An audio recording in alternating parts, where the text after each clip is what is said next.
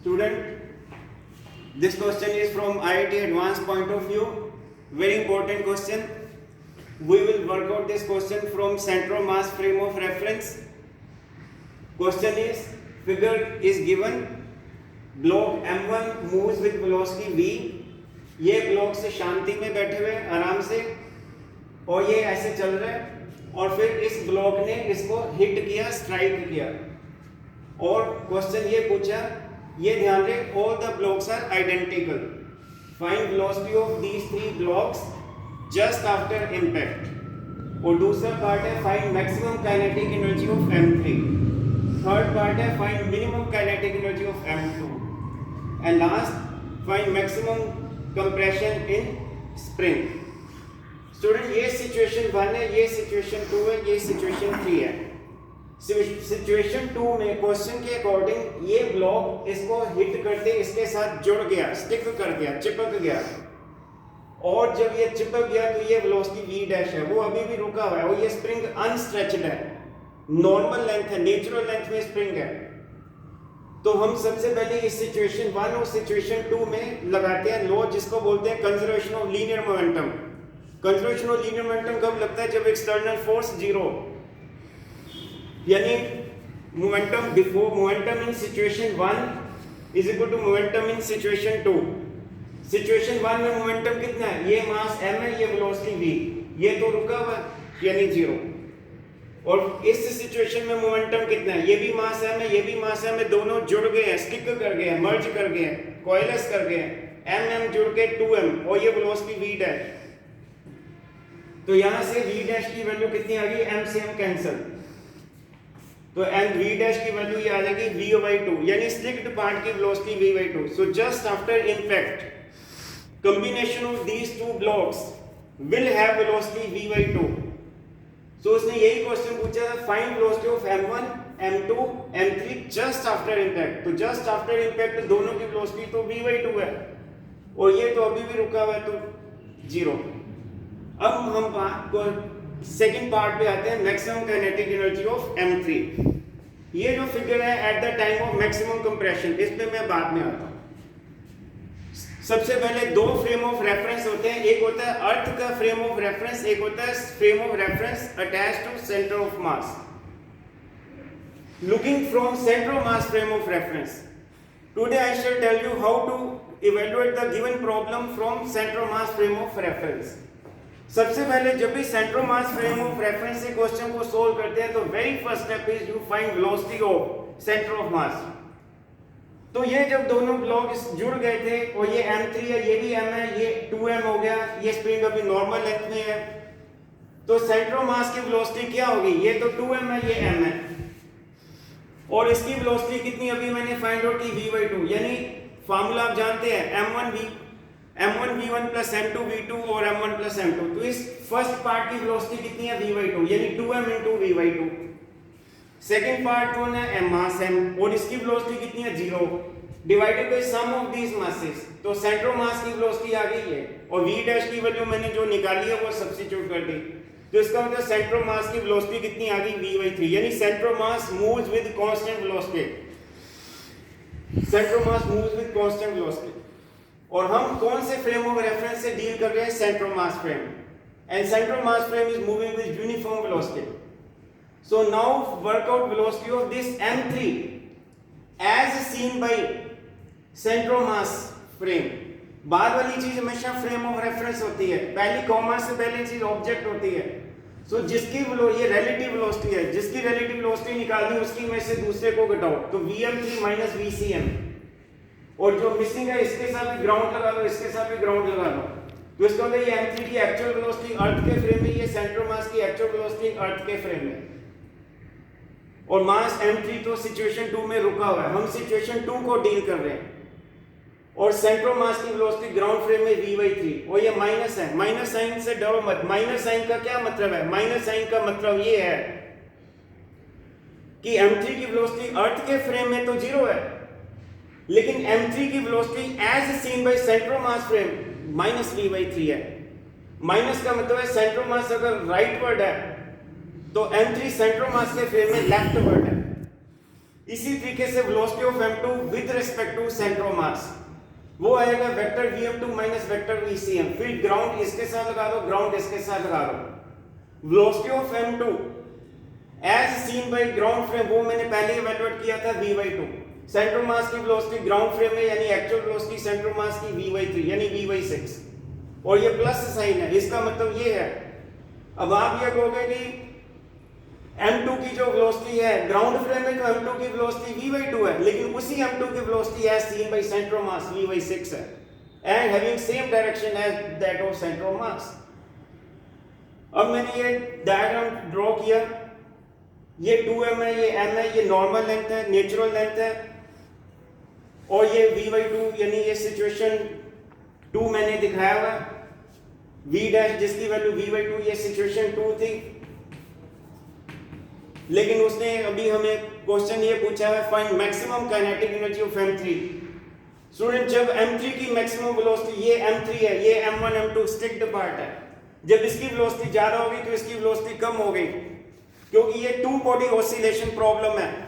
To body oscillation problem में ये oscillation हो गई, और ऑसिलेशन में इक्विलिब्रियम पोजीशन पे जब मास क्रॉस करेगा इक्विलिब्रियम पोजीशन पे, तो इस मास की वेलोसिटी m3 जिस वक्त m3 की वेलोसिटी इक्विलिब्रियम पोजीशन पे क्रॉस करते वक्त मैक्सिमम हो गई, उसी वक्त इक्विलिब्रियम पोजीशन पे क्रॉस करते वक्त इसकी मिनिमम हो गई। तो स्टूडेंट ये जो है L0 माइनस x, माइनस का मतलब ये स्प्रिंग जो है कंप्रेस्ड है यानी स्प्रिंग दबा हुआ है, और m3 की velocity as seen by centre of mass minus v/3 है।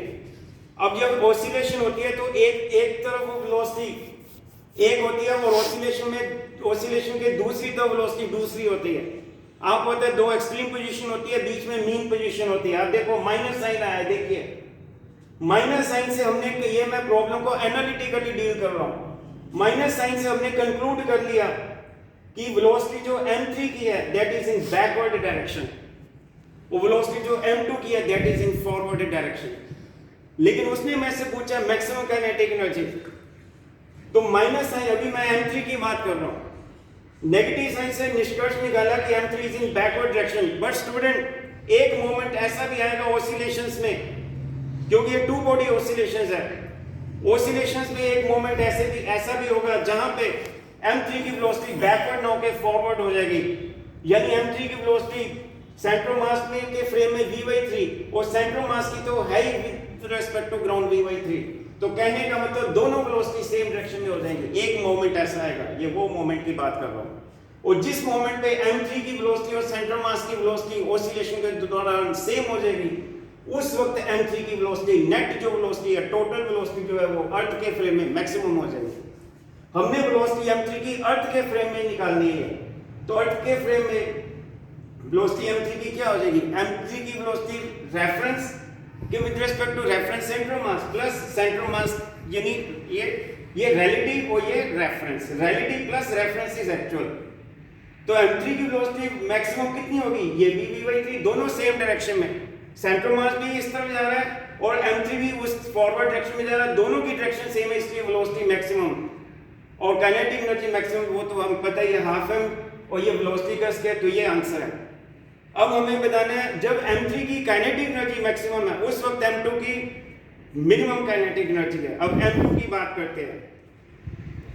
अब यहां पे मैंने लिखा कि m2 इज मूविंग फॉरवर्ड, तो ऑसिलेशन जब हो रही होगी, ऑसिलेशन मैंने कहा एक तरफ एक वेलोसिटी दूसरी तरफ दूसरी वेलोसिटी, तो ऑसिलेशन में एक मोमेंट ऐसे भी आएगा जब m2 की वेलोसिटी फॉरवर्ड ना होकर बैकवर्ड होगी, यानी m2 की वेलोसिटी बैकवर्ड होगी यानी माइनस, और सेंटर मास तो फॉरवर्ड है, तो सेंटर मास आगे जा रहा है, m2 सेंटर मास के फ्रेम में पीछे जा रहा है, तो पीछे मीन माइनस और ये आगे मीन प्लस, तो ये v/6 आ गई। तो इसका मतलब नेट वेलोसिटी m2 की जो है वो मिनिमम होगी v/6 एक्चुअल वेलोसिटी, और जब m2 की वेलोसिटी मिनिमम होगी, क्योंकि सेंटर मास अगर फॉरवर्ड है तो m2 जो है बैकवर्ड लिया मैंने, क्योंकि यहाँ पे फॉरवर्ड है, लेकिन एक मोमेंट ऐसा आएगा जब m2 बैकवर्ड होगा यानी v मिनिमम, और उस वक्त उस मोमेंट पे मिनिमम काइनेटिक एनर्जी, क्योंकि उसने क्वेश्चन में क्लियर कट पूछा मुझे m2 की मिनिमम काइनेटिक एनर्जी चाहिए, तो half m into v minimum square, तो ये आंसर आ गया। बस स्टूडेंट अब लास्ट पार्ट है मैक्सिमम कंप्रेशन इन स्प्रिंग। एक स्टूडेंट ने मुझे पूछा सर मैक्सिमम कंप्रेशन जो स्प्रिंग में निकालते हैं वो अर्थ के फ्रेम में निकालनी है या सेंटर ऑफ मास के फ्रेम में? स्टूडेंट वो आपकी चॉइस है, whether you work out maximum compression in spring in earth frame or you work out maximum compression in spring in center of mass frame. Spring की मैक्सिमम कंप्रेशन दोनों frame में एक ही आएगी, वो सेम आएगी, आप कर भी सकते हैं।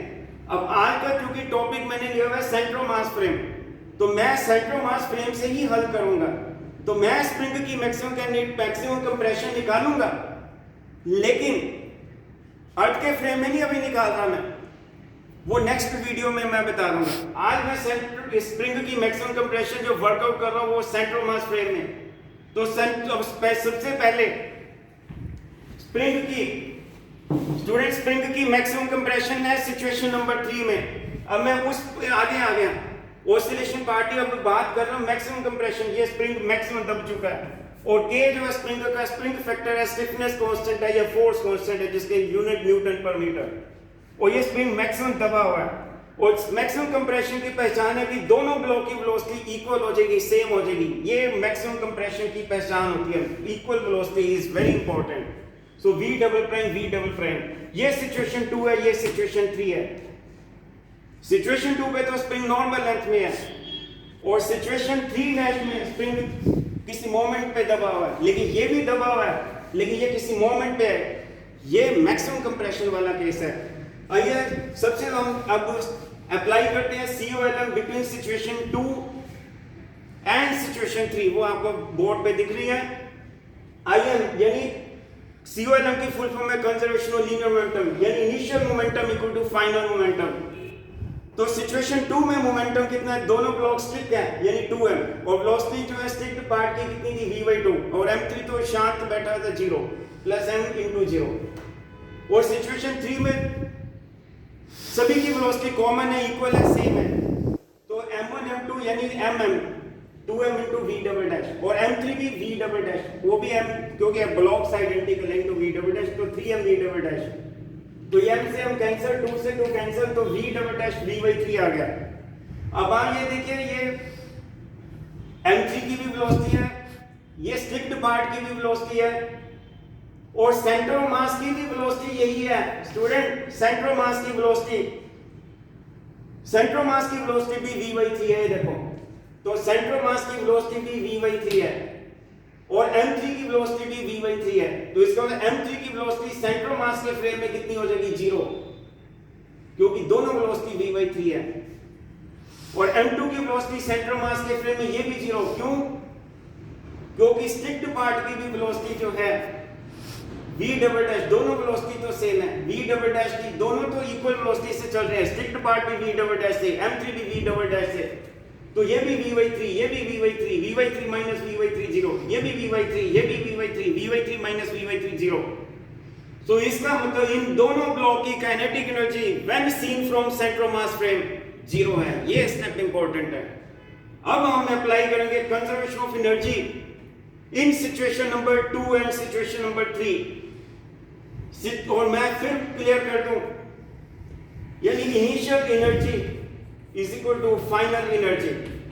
सिचुएशन 2 में इनिशियल एनर्जी है, सिचुएशन 2 ये है स्टूडेंट, ये सिचुएशन देखो, सिचुएशन 2 ये है, सिचुएशन 3 ये है। इसमें तो स्प्रिंग नॉर्मल लेंथ में है, L0 नेचुरल लेंथ है, इसमें तो स्प्रिंग में पोटेंशियल एनर्जी बनेगी नहीं। और ये दोनों ब्लॉक की काइनेटिक एनर्जी है v डैश की वैल्यू v/2 है। और हमने बात किसकी करनी है, सेंटर ऑफ मास फ्रेम की, सेंटर ऑफ मास फ्रेम से निकालनी है। आप देखिए दोनों ब्लॉक की, जो 2m ब्लॉक है m2 वाला, ये देखो, ये ध्यान दे, मैं energy conservation centre of mass frame में लगा रहा हूं। सेंटर ऑफ मास फ्रेम में m2 की वेलोसिटी v/2 नहीं है, m2 की velocity centre of mass frame में, जो स्टिक्ड पार्ट की velocity centre of mass frame में v/6 है। इसलिए हाफ इनटू स्टिक्ड पार्ट का मास इनटू वेलोसिटी एंड उस स्टिक्ड पार्ट की velocity centre of mass frame में, क्योंकि मैं energy conservation centre of mass frame में लगा रहा हूं, मैं फिर बार बार बोल रहा हूं, तो इसका होल स्क्वायर प्लस सिचुएशन 2 में फिर m3 आया। m3 ब्लॉक जो है, m3 ब्लॉक की भी जो वेलोसिटी आप तो कहोगे इसमें जीरो है, अरे जीरो तो है अर्थ के फ्रेम में, लेकिन m3 की velocity centre of mass frame में जीरो नहीं है, वो माइनस v/3 है। तो half m into minus v/3 whole square, क्योंकि मैं एनर्जी कंजर्वेशन लगा रहा हूँ सेंटर ऑफ मास फ्रेम में। तो ये तो ब्लॉक्स की काइनेटिक एनर्जी इनिशियल है सिचुएशन 2 में इन सेंटर ऑफ मास फ्रेम, लेकिन उस वक्त स्प्रिंग नेचुरल लेंथ में था, नॉर्मल लेंथ में था, स्प्रिंग पोटेंशियल एनर्जी जीरो। और सिचुएशन नंबर 3 में कंजर्वेशन ऑफ एनर्जी फाइनल। अब हम सिचुएशन 3 को देखेंगे। सिचुएशन 3 में जो ब्लॉक्स की सिचुएशन 3 में ब्लॉक्स की काइनेटिक एनर्जी सिचुएशन 3 में ब्लॉक्स की kinetic energy centre of mass frame में जीरो है, लेकिन सिचुएशन 2 में ब्लॉक्स की kinetic energy centre of mass frame में है, लेकिन ब्लॉक्स की काइनेटिक एनर्जी तो सेंटर ऑफ मास फ्रेम में है सिचुएशन 2 में, लेकिन स्प्रिंग पोटेंशियल एनर्जी जीरो है क्योंकि स्प्रिंग नॉर्मल लेंथ है। लेकिन सिचुएशन 3 में जो आप देखेंगे स्प्रिंग जो है वो मैक्सिमम कंप्रेशन है, तो spring potential energy is half के x मैक्सिमम स्क्वायर, लेकिन ब्लॉक की काइनेटिक एनर्जी वैनिश हो गई क्योंकि उन ब्लॉक्स की काइनेटिक एनर्जी तीनों ब्लॉक की kinetic energy centre of mass frame में जीरो है, इसलिए काइनेटिक एनर्जी जीरो है। आगे तो स्कूल अलजेब्रा स्टूडेंट, फिजिक्स में मैंने पार्ट आपको बता दिया, energy conservation you should know how to apply. तो simplification yield maximum compression is v square root m/6k। और मैं स्टूडेंट आपको बताऊं, आप होमवर्क करिए, आप ये कंजर्वेशन ऑफ एनर्जी अर्थ के फ्रेम में भी लगाइए, वही मैक्सिमम कंप्रेशन आंसर आएगा। सच एक होता है, सच का प्लूरल नहीं होता है, सच कायम दायम है। whether you work out the problem of maximum compression of spring in earth frame or central mass frame, answer remains same, answer does not change. Thank you so much.